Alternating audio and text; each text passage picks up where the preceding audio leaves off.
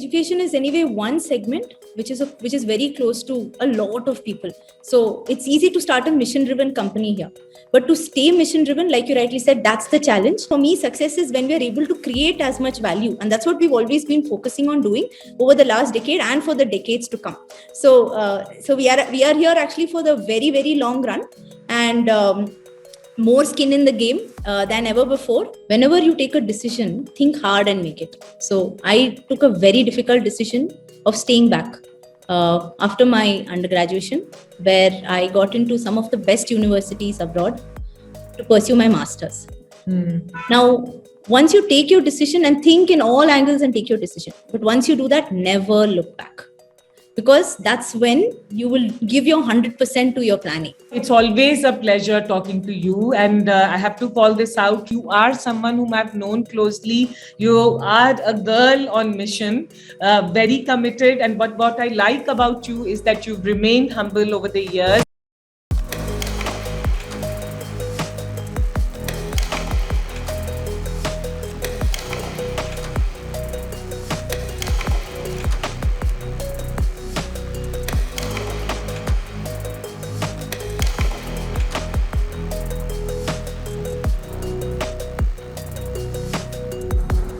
One day, I don't know if you remember the conversation we had, and you said, I said, how do you do all these things? And kaise ho raha hai, kaise hota hai? To boli, ops hota hai, you don't make noise about it, but you do things, right? Of hybrid working, how do you work and get everyone to work together? Excited to be talking to you and very proud, actually. And to everyone watching, we all have to be proud because of many reasons, but of course, one reason, you are the co-founder of a Decacon, the most valued startup in the country, BYJU'S. Tell me and tell everyone from the lens of an entrepreneur, of a woman, in a professional, that what does it take to create this kind of valuable entity?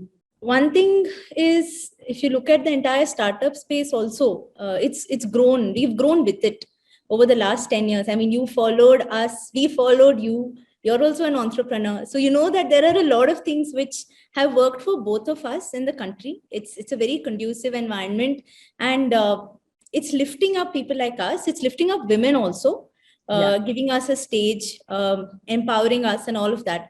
So my journey, I won't say it's a smooth ride. It's bumpy. Now, what makes it easy is that if you build a support system around you, and I can't do anything without that, right? My parents, my in-laws, my extended family, all of them, they have lifted me up. They've made the ride a bit smoother. So I think I was very fortunate to be raised by parents who never brought me up differently. And that maybe that's also because I was the only child. But I'm also very fortunate to be supported by in-laws who've never looked at it as, take up the load. It's always share. Which has been the kind of the way in which we live at home. So that's really been a big support system for me. It's boosted me. Now, professionally and in the ecosystem wise, there's been a massive growth from one unicorn 10 years ago.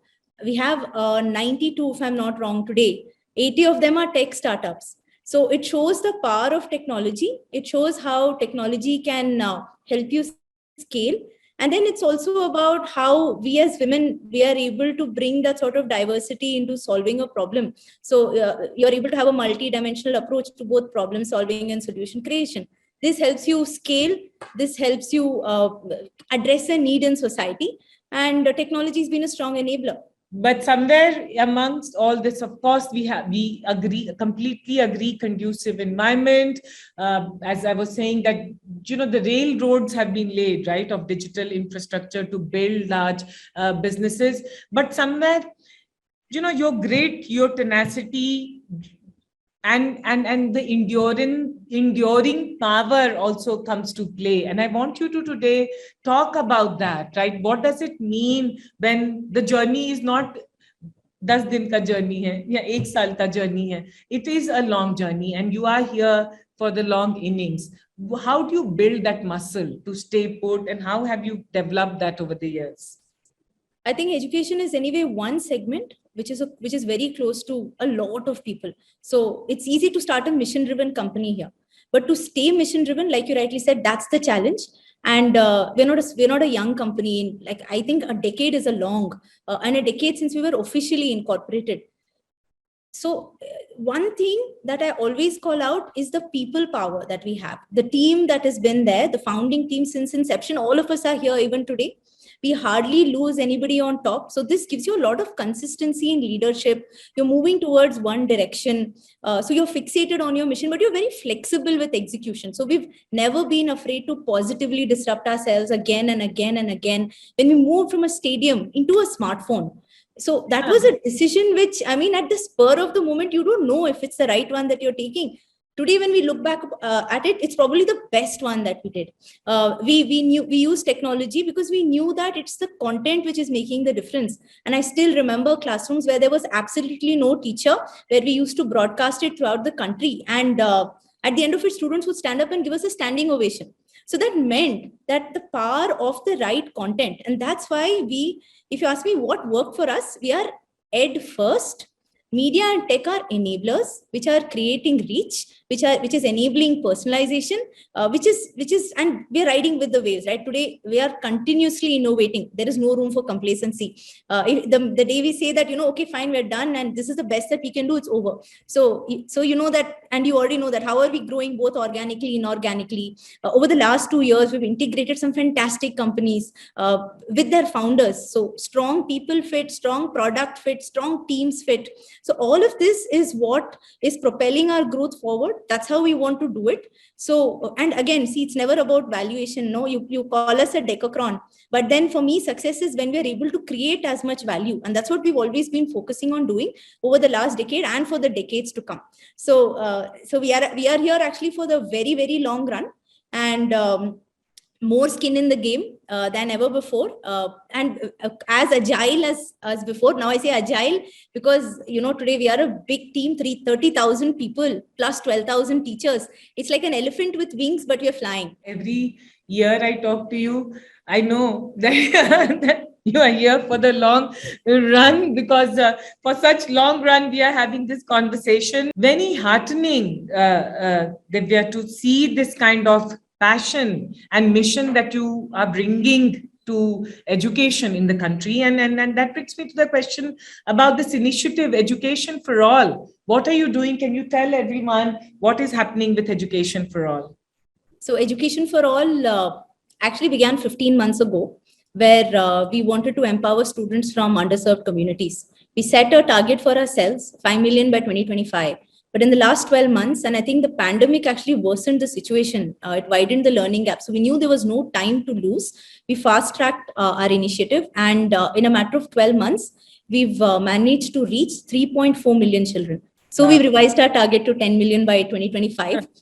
Now, what we did was very different. So if you look at education or edtech, if you want to scale it, it's a trilemma of cost, there is quality involved, so, and scale, right? So we have to solve for all of this. So Education for All, if I put it in very simple words, zero cost, high quality content, scaling across India. So and how we did it, very different approach. We partnered with NGOs. So we have 120 NGOs on board with us.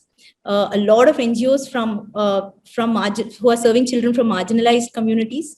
We give extra weightage if they can bring that sort of premium for, especially for girl children. So we have 50% ratio of girls on our Education for All. So it's been a very concerted effort towards making this diversity happen, because we are sure that, and maybe it's even benefiting girls more, because here there are cases of first generation learners, children who've dropped out of school, have never been to school before. So that's what Education for All is actually bridging. In some cases, it's bringing people back, and it's in some cases giving them learning for the first time. And so that's been the journey. And over the past 12 months, so it's not just about initiating this and leaving this. We've been closely monitoring the efficacy of the program as well.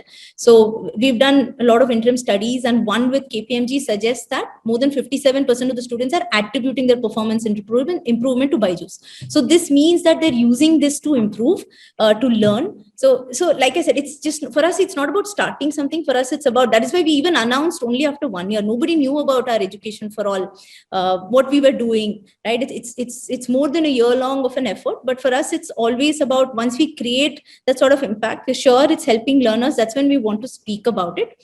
So yes, so now our mission is that for every paid student, we have one free student learning with us for EFA, and I'm sure we'll achieve that very soon. Initiatives like these go on to make an equitable playground for women, yeah, getting girls to be part of the education. Divya, I want to ask you that, when we had last a couple of times when we have conversed, there has been this effort to expand across the world. And of course, I'm calling this out because this is, again, something that we have to be very proud of, because things come from the West, but BYJU'S is going to the world. Tell me about this global playground that you're creating. What is happening? What can we expect to see in the coming months, years? Yes. So whatever product that we've created, so it's always been a global product, localized to every country, personalized to every learner. So every time we create something, we do this because math is math anywhere in the world, and the value given to high quality learning is the same anywhere across the world. So whatever we've created, we've always created it in such a way that we can globalize it, we can also localize it. So the plan is also to go global, like we've done, and I'll speak about it, and also to go deeper into India. Now, to go deeper into India, we've launched in multiple regional languages, 12 and counting, so that more students can learn from it, both through our EFA, where we are giving it for free, and also for the students who are paying and opting for the learning programs. Now, globally, we have two approaches. One is the organic route and the inorganic route. So we've partnered with some great companies like Tinker, Osmo, Epic. Great Learning has Singapore and India. But if you look at this, what are we ultimately trying to do is that either we are creating more value for the learner by going deeper, or we are reaching out to a wider set of students. So it's about more geographies. It's about more number of subjects, more number of grades. So if I talk about early learning, and I'll take Osmo's example because it was a company that we acquired in 2019. It's grown 4 times over the last 2.5 years. So it's a very synergistic relationship which we've had with them, and even their computer vision technology is strongly integrated into our early learning products. Tinker brings in the same pedagogy for coding, which we bring to math, to STEM subjects. And again, you have Epic, which fuels the love for reading, which I believe fuels the love for learning and knowledge. So it's very closely integrated with our company's mission as well. So this is the plan. Now we're there in most of the English-speaking markets. We also plan to expand to a lot of non-English-speaking ones. But what is interesting here is what we're doing for the ecosystem in terms of the teachers. So today we have empowered 12,000 teachers, all women, teaching from home over the last 1 year, and they are teaching from India to the world. So you can say that the golden age of teaching is coming back.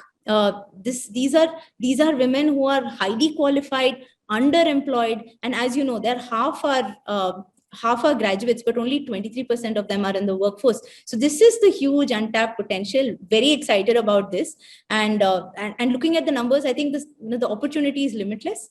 So this is teachers who are not necessarily teachers before, but are qualified professionals coming back to teaching because it gives them that flexibility to have a highly respectable job, but also to be able to pursue their career. So in I always say this, right? Women can take care and take charge. So this is enabling them to do that. 12,000 women teaching from India to the world. This is phenomenal. When you were answering this and the earlier answers of reaching, 3.2 million, or was it 3.2 or 4 million people through students through education for all, I was just thinking that whatever you guys do and whatever you do, you bring a lot of scale. How do you bring that scale mindset? Because that has also been part of your DNA very early on. How do you bring that? The most underrated quality for that is passion. And I think that's the most important, because if you want something to work, I mean, it has to impact so many people. Only then you're making a difference. Because if you look at the number of students in our schooling segment in India, you have 260 million. Whatever we do, it has to solve at scale. That's what technology helps you do. But how do you use technology and which kind of technology you use? That's very, very important.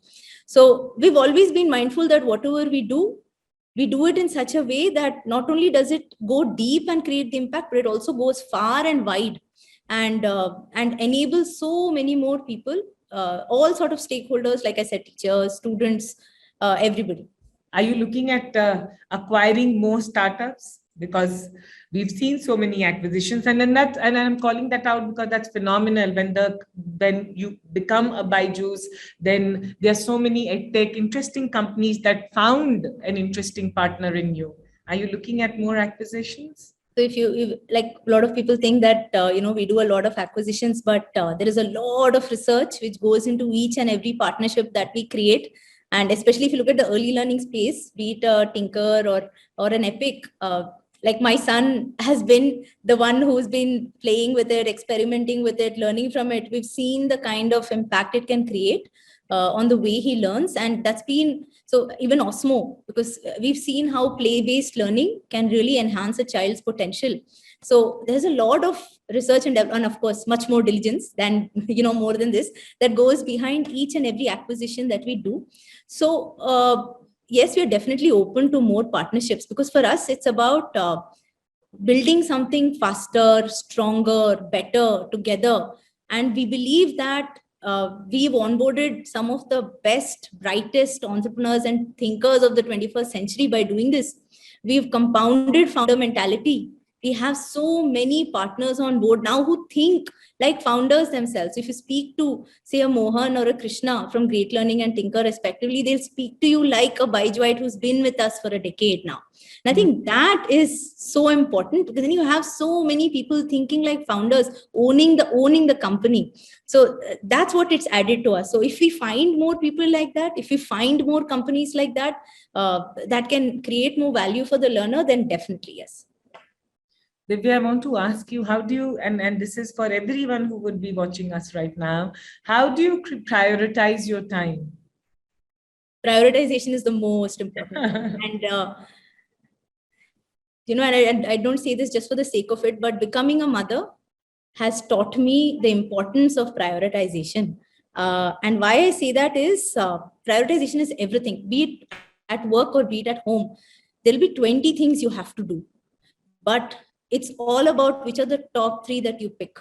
So while, they say women are great at multitasking, I feel that's the thing that comes back and hits us, because you try to do 10 things at the same time, giving 10% to each. It's always better to pick up 3 top things and give 100% to each, one at a time, so that you do it so well. So I'm a strong believer of prioritization. I'm a strong believer of creating artificial boundaries for yourself. I mean, before the pandemic, I was able to go to work and shut myself off, come back home and be with my child rather, because the second one was born during the pandemic. And anyway, as a founder, I mean, there's no such thing as switching off. You're always on, but at least you create a boundary for yourself. Now, in this kind of a world, hybrid world, where you need to be available all the time, it's important to create artificial boundaries. So both of these things, prioritization and artificial boundaries, are the 2 things I swear by. It works. And it's important to keep us sane when you have so many things happening around you. If I may say so, growing as a person, as an individual, as a professional, what are some of the things that you invest in your own self to nurture, nourish your own self? Tell us about some of the things that you do for yourself. A lot of women don't do this. Investing in themselves is the last thing that they do.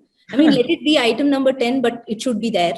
And one thing that I do is, whatever it is, I never miss my workout.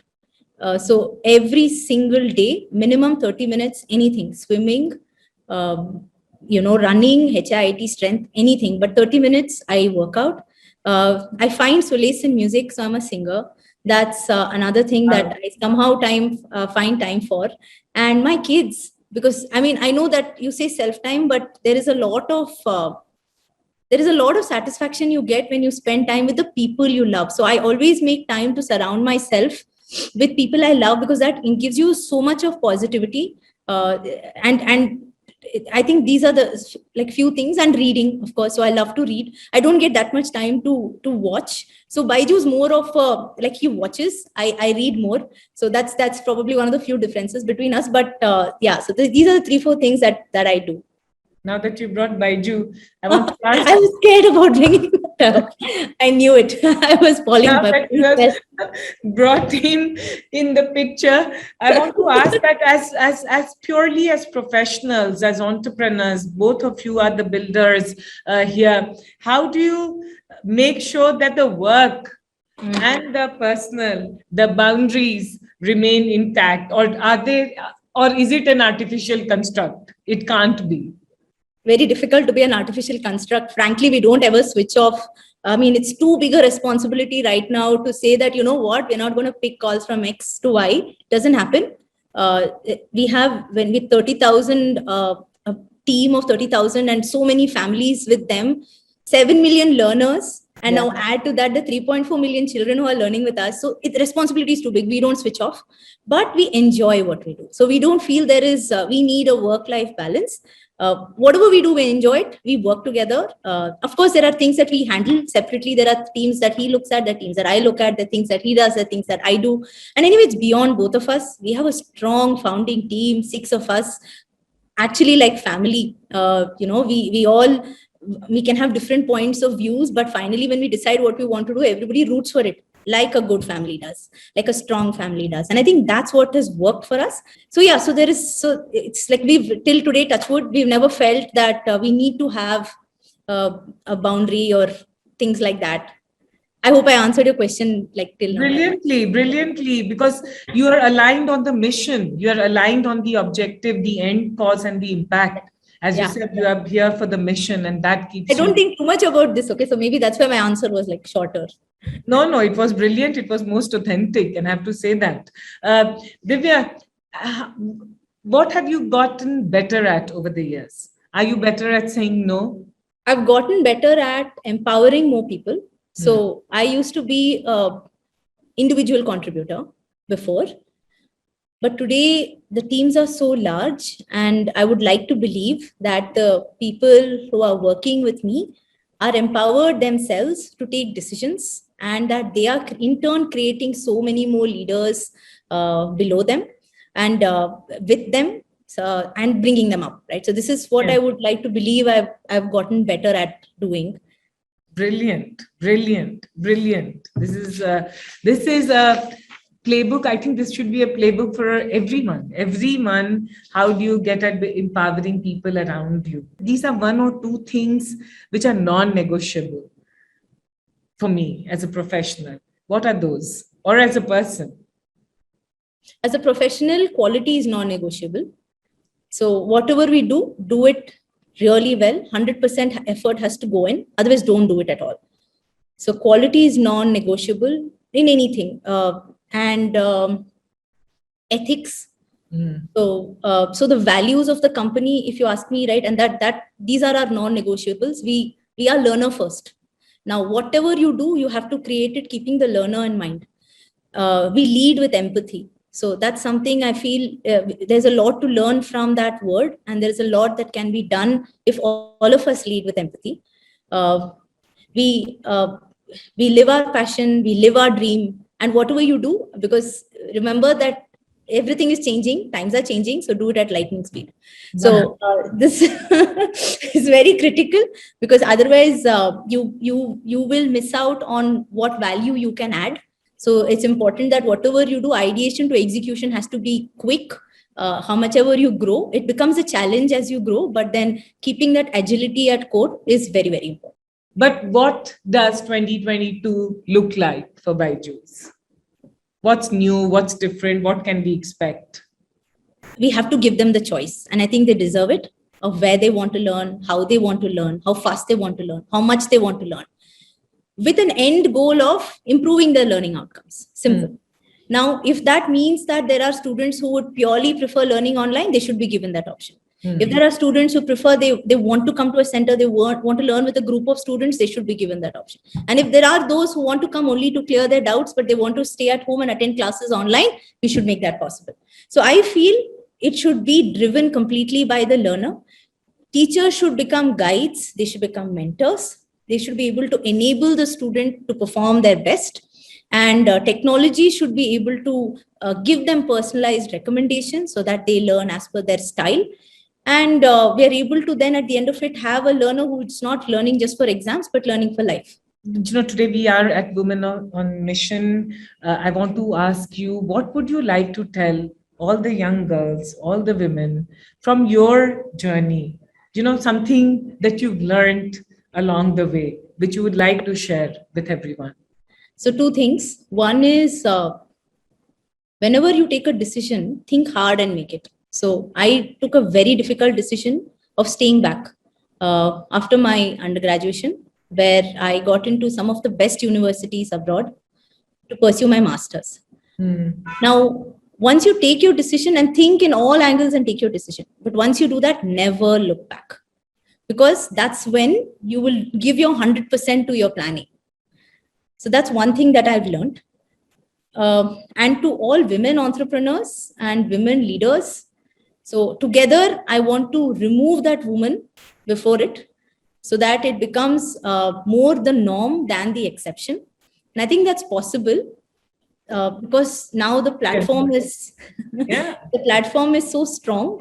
We are given a voice, we're given an opportunity to be heard, to inspire so many people. Because as an entrepreneur, and you must have heard this poem by Robert Frost, I really like it. There were two roads which diverged in a wood. I took the one less traveled. And the third line is something which is very strong. Not many people know it. It says, and my dear, that's what made all the difference. And that's what makes all the difference. So the differences are created by people who create their own paths, by trailblazers who show how it is to be done, things which are never done before, and setting benchmarks, new benchmarks, so that we can inspire so many more people who can come in.